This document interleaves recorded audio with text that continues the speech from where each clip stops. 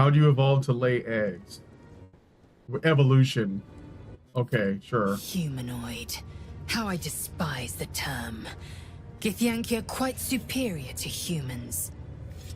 Our biology slates state that Githyanki came to lay eggs after we escaped Illithid enslavement and took to the astral plane. It's an asexual process, a favorable change by any estimation. Hideous to imagine a life where I couldn't partake in the pleasures of sex without the looming threat of bearing children. Well, that doesn't make any sense. So, like, if Githyanki's reproduction is asexual, why are there males and females? This is what I'm saying. Like, I knew in the Fiend Folio days, all the artwork for Githyanki, there was nothing stated about there being male and female. It was just the Githyanki, and they looked like skinny dudes.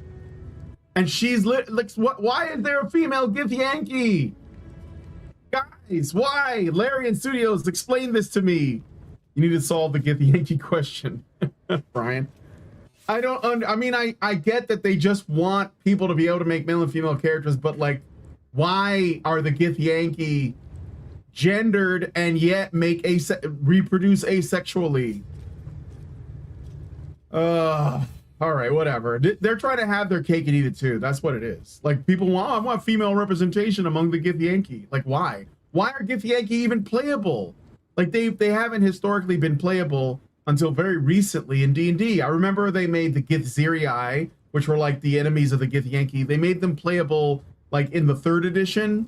And even then I was like, well, that's weird. Why would you guys make Githzerii playable? Oh, no, it was either 3rd edition or it was Planescape when they did that. And I thought that, you know, I just think it's weird. Like I don't know. It's like Larian Studios never saw a nature documentary. Well, yeah, I mean, it's just strange. Like I said, look, Baldur's Gate 3 is a good game, but there's a lot of stuff in it, story-wise and lore-wise, and like these decisions they make, these like character and story decisions they make that are just really, really cringe. Like, it's like, I don't know how many female characters I keep running into that are just like badass warriors. It's so disproportionate. You just know it's not quite right. And then they're changing like the actual biology of fictional creatures to meet some kind of quota. Like, why are there female Githyanki warriors? Why are there females in the Githyanki at all? Like, why did it even have a distinction if they like lay eggs? Like, that, it just doesn't make sense. I'm not saying they have to be men, but like, they should be like asexual and only have like the physical characteristics that are necessary to be warriors. Like, kind of like you know, like lizard men. Okay, like lizard men, there are female lizard men or lizard folk. They changed the name to lizard folk back in the day. Now I understand why. It's all this gender inclusive language. But like the lizards that were female didn't have breasts because you didn't need breasts. Like, you weren't breastfeeding your young. Like that. Like why is it just, I don't know. There probably are female lizard men now that have like breasts and like vaginas and stuff that like human women have, because people first of all, because people sexualize everything, and it's just like sad, but also because the representation of the female or of the female presenting person is more important than like what would make sense, like realistically. Like reptiles lay eggs, chickens lay eggs. Now, female chickens and roosters, or hens and roosters, look different in a way because roosters have plumage and stuff like that. Like, that could be how they do it if they wanted to do that. With lizards, I'm not sure. With birds, it's the same, right? The male birds have the colorful plumage. The female birds are like really plain looking. Often they're smaller. Why wouldn't they do something like that with the Githyanki if they were going to do it? Like, why wouldn't they? Or maybe it doesn't have to be a question that's answered. I don't know.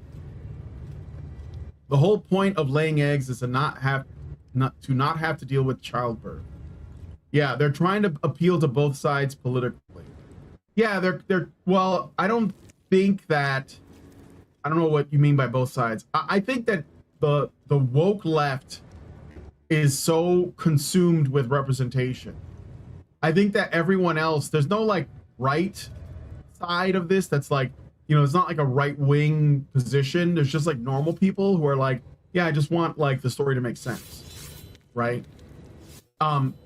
That's it. Like that. There's no like big, you know, conservative movement in gaming. It's just people who are just want the game to make sense and be good, and the people who like insist on these little tweaks that really don't add up. Like it really doesn't make sense. I mean, the woke left and everyone else. Yeah, it is. It's that's a good way to put it. It's the woke left and everyone else, basically. That is the dynamic at the end of the day. But anyway, all right. Let me finish talking to this bitch. So, who does the laying? I'm curious about the logistics. Yeah, let's figure this out. Githyanki chosen by Vlaakith herself to bear young. The queen assigns when and where they must lay, and how many eggs they must bear.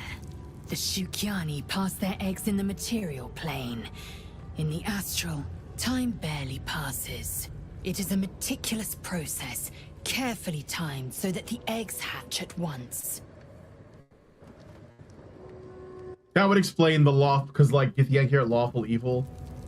So they're all about the organization. I get the meticulousness part. I guess my only issue, I'm just gonna leave it on. Let's on to other matters.